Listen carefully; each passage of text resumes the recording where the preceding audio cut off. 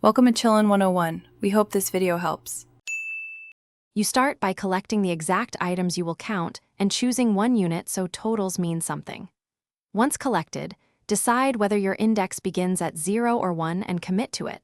This avoids off-by-1 errors. Make sure to pick a tool you will use continuously, a spreadsheet for many entries, a tally sheet for physical items, or a calculator for quick sums. Begin counting the first pass slowly to establish reliable baselines, and note any ambiguous items for follow-up. Once done with the initial pass, group entries into manageable batches, tens or hundreds or logical categories to reduce cognitive load and speed up aggregation. Use running totals or spreadsheet formulas like SUM to accumulate counts automatically, and label each batch clearly so you can trace back errors.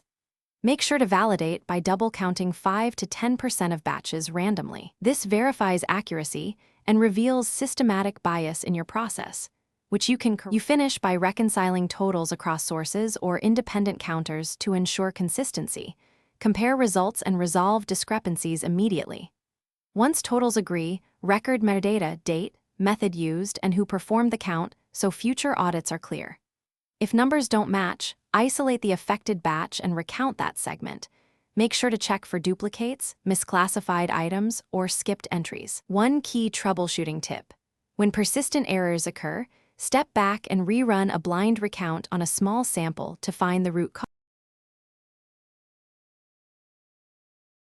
Thanks for watching. Consider subscribing if we helped you.